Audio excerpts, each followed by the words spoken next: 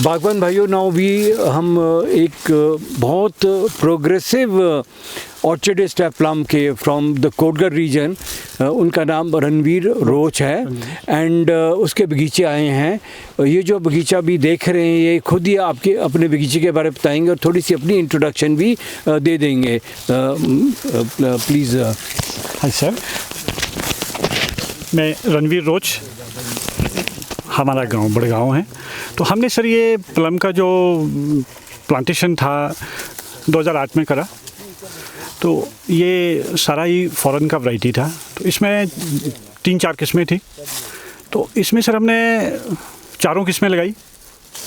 तो उसके बाद जब हमें लगा कि फिर मोस्टली हम एक वैरायटी पे गए, वो ब्लैक एम्बर की तरफ, और उसके साथ पोलन के हिसाब से सेंटर रोजा एंड रेड ब्यूट।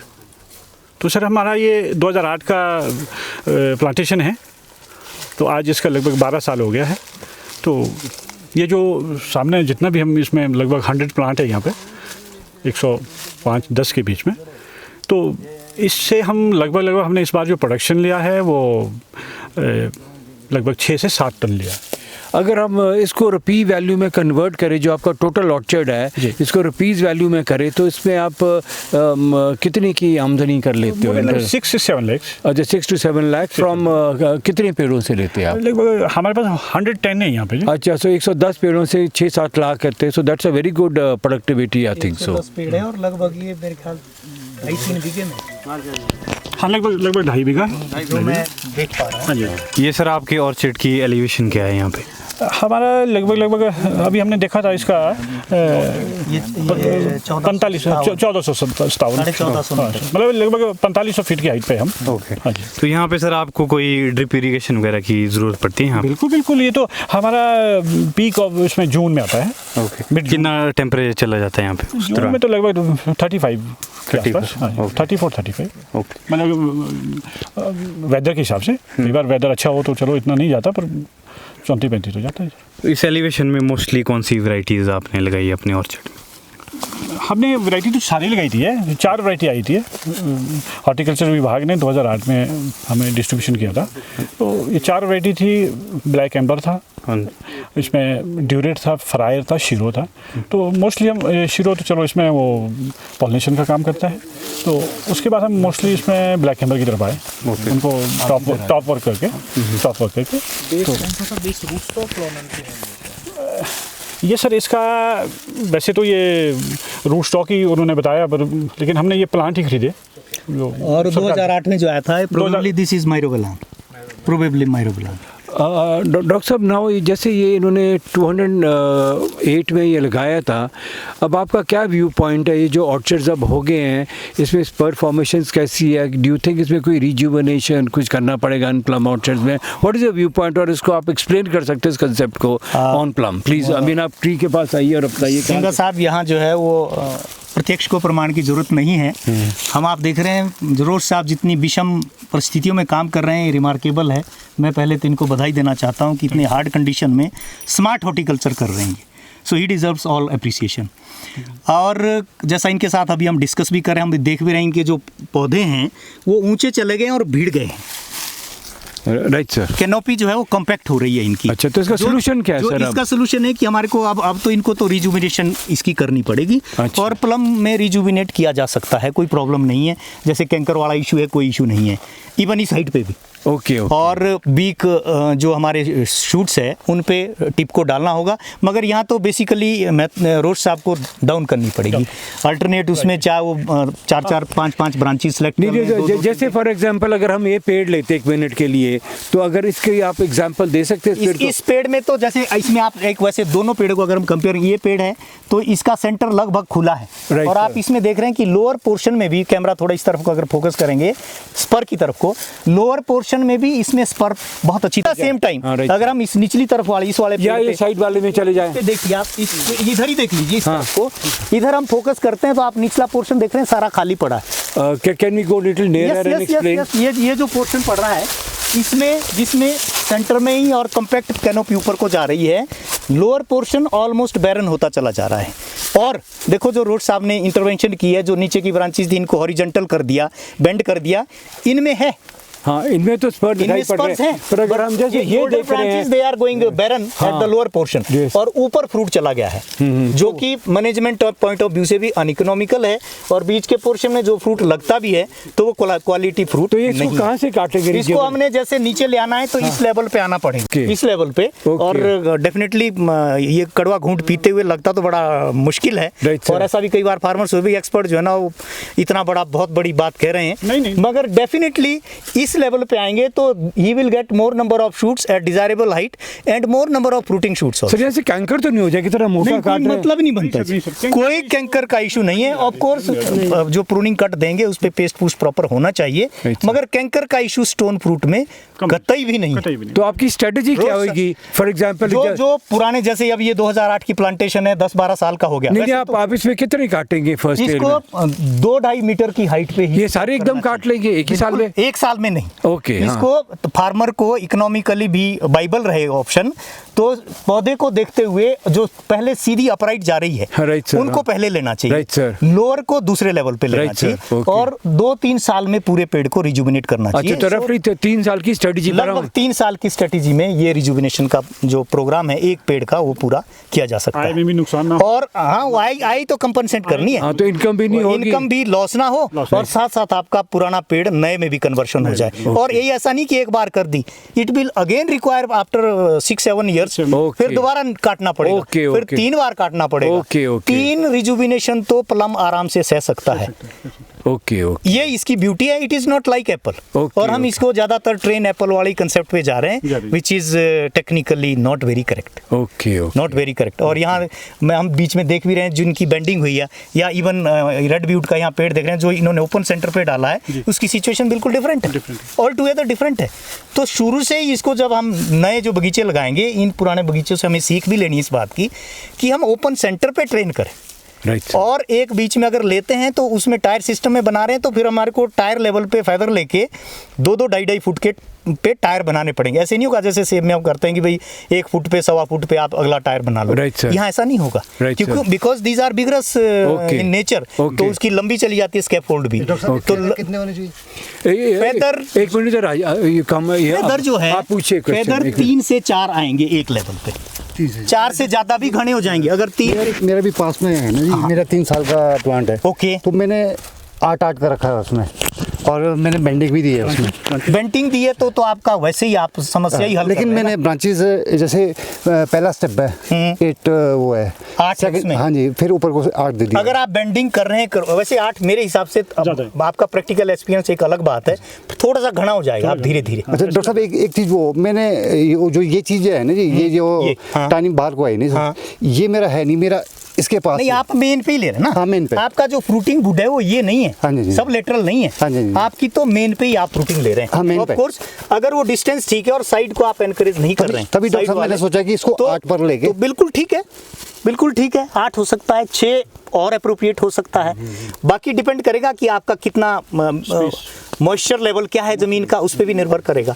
पास में और स्पेसिंग जो है वो तो बहुत अच्छी बात है, अगर हम उसको पिक कर सकते हैं। फार्मर को एक्सप्लेन कर सकते हैं ये 8 और 6 क्या चीज है? आम फार्मर शायद 8 और 6 सर, जैसे मान लो इसको मेन स्टेम हम मान ले, इसको इस पे ये जैसे ये 2 फेदर आए ना, इसकी जगह इन्होंने 8 कर लिए मेन में इसको मेन मान रहे हैं ना, इसको हम मेन मान रहे हैं, छोटा पेड़ मान रहे हैं, तो इस पे जैसे ये 2 है, इसी तरह 2 और 2 और एट प्रॉपर स्पेसिंग्स। और डिस्टेंस क्या रखेंगे? May be with in A feet. First 8 का तो लगभग पहले 8 है ना जी, आधे वो यहाँ से यहाँ तक भी हो सकते हैं, कहीं भी हो सकते हैं, आधे से, लेकिन जो सेकंड 8 होंगे वो थोड़ा गैप में होंगे, वो तो डेफिनेटली 2-2.5 फुट होना चाहिए, एटलीस्ट 2-2.5 फुट। उसमें डॉक्टर साहब मेरा पता है क्या हो गया, मेरा जो सेंट्रल लीडर था ना जी, वो बहुत ज्यादा चला गया, उसको अब कंट्रोल कैसे किया जाए? वो बीक पे डालना पड़ेगा उसको, बीच सेंटर को बीक में डालना है। बाय द वे जैसे अभी सर्दी में उसको मैं कहीं से काटता हूँ तो नहीं तो आप जो सोच रहे हैं कि वो सेब में जैसे होता है वो कैंकर हो जाता है और डाई बैक हो जाता है, बिल्कुल नहीं होगा, वही बिल्कुल नहीं होगा, नहीं होगा, रुक जाएगी। और प्रोबेबली उसके नजदीक उस लेवल पे काटें जहाँ एक यंग शूट हो, नया निकला हो, जैसे इसमें मान लो इसको हम यहाँ से दे दें, ऐसे दे दें, कुछ नहीं होने वाला इसको। हाँ जी, ये नहीं सूखेगा, बीक पर आ गया, हाँ नहीं सूखेगा, बीक पे आ गया ना, ग्रोथ भी चेक होगी, आपके लेटरल्स भी स्ट्रॉन्ग हो जाएंगे। तो वो भी देखो अब चर्चा निकल के आ रही है ना जी, how effective feathering is and how effective bending. Doctor साहब एक बात और है, जैसे मान लो हमारी टचिंग हो रही है, हाँ, तो एक मतलब बैक भी तो जा सकते हैं हम। बैक तो वही तो बात कर रहा हूँ मैं, रिजुविनेशन प्रूनिंग है ही बैक प्रूनिंग की तो बात हो रही है। जैसे मेन नहीं, जैसे हमारा मेन अगर कहीं उस मेन को भी जब आपके उसमें 4-4, 5-5 साल पुराने स्पर हो जाएंगे तो आपको स्पर थिनिंग करनी पड़ेगी, और मेन पे स्पर थिनिंग करना इतना आसान भी नहीं है वो, तो उसमें तो आपको बैक रिपर्डी करना है, बैक प्रूनिंग ही करनी है उसमें आपको, तब आएगा वो काबू में जी। तो कोई और क्वेश्चन फार्मर्स के, तो आप डॉक्टर साहब से कोई और क्वेश्चन आप लेना चाहते हैं, प्लीज़ डू इट, बिकॉज यही मौका है हम लोगों को। और एक और मैं खुशी की बात आपसे सुनाना चाह रहा हूँ कि जो हमारा प्लम ग्रोथ फोरम है और नॉन यूनिवर्सिटी के साथ एक MOU साइन होने वाला है कि जहाँ साइंटिस्ट और फार्मर इकट्ठे काम करेंगे। तो हम साइंटिस्ट की साइंटिफिक नॉलेज का इस्तेमाल करेंगे और साइंटिस्ट हमारी प्रैक्टिकल नॉलेज का एक एंगल देखेंगे और वैल्यूएशन करेंगे कि हमारे जो ऑर्चर्ड्स है वो कैसे लग रहे हैं, इनमें क्या कमी आ रही है। तो जो आई थिंक सो जॉइंटली हम इस पर काफ़ी आगे जा सकते हैं। What's your view point on this doctor साहब, जो हम बात करें? देखो सर, म्यूचुअल जो प्रयास है वो हमेशा बहुत फ्रूटफुल रहते हैं, क्योंकि दोनों पार्ट का उसमें फीडबैक है। अब जैसे और जल्दी फीडबैक मिलेगा। अगर हम सोचे कि यूनिवर्सिटी के फार्म पे ही हम ट्रायल करते रहेंगे, इवैल्यूएशन करते रहेंगे, it will take years together. और फार्मर फील्ड पे अगर हम जैसे ये प्रोग्राम आज हम कर रहे हैं, तो हमें यहाँ देखिए, हमें रिजुविनेशन की बात भी हमने आज ही कर ली, थोड़ी देर पहले हमने प्रूनिंग की करी थी, और अब यहाँ फेदरिंग और बेंडिंग की बात भी यहीं होगी। एंड दिस फार्मर, आपका शुभ नाम जी? पवन मेहता। हाँ, पवन मेहता जी ने देखो करके दिखा दिया है, और ये जो प्रैक्टिकल बात कर रहे हैं एकदम एक्सपीरियंस से निकल के जा रही। तो हमारा जो रिसर्च का सिंक्रोनाइजेशन है वो फार्मर की प्रैक्टिकल तजुर्बे के साथ ही तो सिंक्रोनाइज कराना है हमने, so that we can get maximum benefit within a short span of time. एक और चीज़ मैं सारे फार्मर्स को बताना चाहता हूँ, जो इंद्रप्रस्थ ऑर्चर्ड है, इनके ये हमारे फेसबुक और सोशल मीडिया के पार्टनर है। तो जिन फार्मर्स को प्लम फार्मिंग के बारे समझना चाहता है, they can log on to Indraprastha orchard and they should also share the video. It's not कि खुद ही सीख लिया और औरों को नहीं बताया। This is the time of sharing knowledge and you must share the video with your counter parts, ताकि ये जो प्लम नॉलेज है वो सब फार्मर तक पहुँचे, और जो हम जॉइंट काम नॉन यूनिवर्सिटी के साथ कर रहे हैं वो सारी जो नॉलेज बेस है वो हर फार्मर लेवल तक पहुंच जाए। ठीक है, थैंक यू सर। डॉक्टर साहब एक क्वेश्चन और, जैसे ये नेक्स्ट शूट है नहीं इसमें, ये हमारे को वैसे समर में इसको करना चाहिए या सर्दी में अगर हम इसका वो काट देंगे तो नेक्स्ट जब ग्रोथ आएगी इसमें तो दोबारा फिर विग्रस आएगी। गर्मियों में करेंगे, पर कैसे करेंगे आप? सवाल तो ये ना, ये तो चला गया ना, ये तो बहुत बड़ा चला गया। अगर आपकी मैनेजेबल कैनोपी तो आप सब कुछ कर सकते हैं। अनमैनेजेबल में मेरे ख्याल रोड साहब खुद ही कह रहे हैं, जो मैं कहना चाह रहा हूँ ये मेरे से पहले ही कह रहे हैं कि नहीं हो पाएगा, नहीं पॉसिबल नहीं, मतलब इतने बड़े प्लांट में सर आपको मैनेज करना है। बट ये है कि जो समर जो प्रूनिंग हम करते हैं वो ड्वार्फिंग इन नेचर है, क्योंकि उसमें हम एक्टिव फोटोसिंथेटिक जो एरिया है हमारा उसको रिड्यूस करते हैं।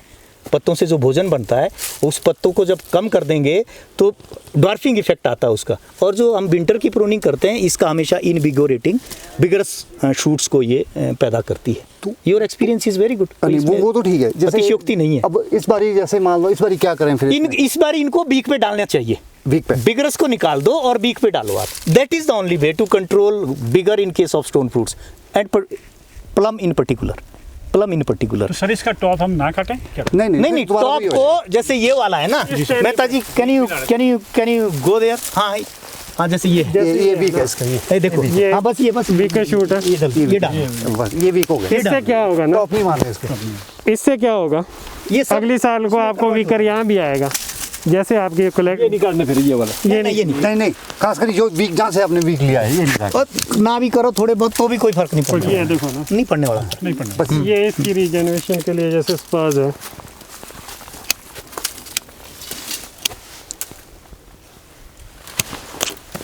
हाँ ये बिगरस है, अनवांटेड है, इसको भी नीचे ले आओ। हाँ ये, हाँ बस और अगली साल को क्या होगा, आपका ये वाला शूट जो वीकर पर आ जाएगा और पीछे आ जाएगा। ये आपने तभी काटा ना, इसमें टाना आगे की तरफ लेना आप, बिल्कुल तभी काटा ये सुशील मुझे बताओ, हमने इस पर कट क्यों इसको रहने देते इसको ग्रोथ के लिए। अच्छा कंटिन्यूटी भी तो रखनी है ना सर। ओके अच्छा okay sir routing Okay. Area extend करना है। Okay so you doing a balance between you doing making a balance fruiting and growth. अगर इसको आप टॉप नहीं काटेंगे तो इसकी ग्रोथ यहाँ स्टंट हो जाएगी, खत्म हो जाएगी। थोड़ी थोड़ी इनकी भी रिन्यूअल दो बिल्कुल साहब, और इनको रिन्यूअल दो थोड़ी थोड़ी। अच्छा ठीक है, इनको भी रिन्यूअल दो जी, कर पाते हैं तो ये भी करना पड़ता है, ये भी करना पड़ेगा। आपका साइज क्वालिटी उस पर चले गए, आपको ये बैलेंस बनाना बहुत ज़रूरी है, नहीं तो इसमें फूल बहुत ज़्यादा आएंगे, फिर वो क्रॉप नहीं होती। देखो क्रॉप ही क्रॉप है इसमें। ये देखो ना, ये कट वजह नया निकल गया। ठीक है, ये तो I think we are arriving at a conclusion. yes, We have to look for we'll continue that study. जल्दी हम एक PhD स्टूडेंट को इस पे काम पे डाल देंगे और we will try to evaluate. I think so that information एक ऑलरेडी एक PhD स्टूडेंट नॉन यूनिवर्सिटी जो डॉक्टर DP शर्मा के अंडर है, वो प्लम फार्मिंग पर रिसर्च शुरू कर ली उसने। उसकी पहली visit was at my orchard at Jyoti Bagh. पर हम चाहेंगे कि let us not restricted only to Jyoti Bagh, but कुछ 2-4 और फार्मर्स को कनेक्ट कर ले उस सिस्टम से, है ना। But the farmers will have to cooperate with the research student. कल को अगर कोई हम यहाँ से कोई फ्रूट्स भी ले जाना चाहते हैं फॉर टेस्टिंग, 2-4 दानों से कुछ नहीं होता है। नहीं, ऐसे हमारे फार्मर है ही नहीं। हाँ, ठीक है। ऐसी कंजर्वेशन है ही नहीं, हमारा हिमाचली नेचर ही नहीं है ये, है ना। So this is going to be a research project and the objective मैं यहीं भी सारे फार्मर्स को बताता हूँ। अभी हमारी मीटिंग हुई है और हमारा टारगेट है but 2025 Himachal will be the center of excellence in plum farming and we will maintain a leadership position।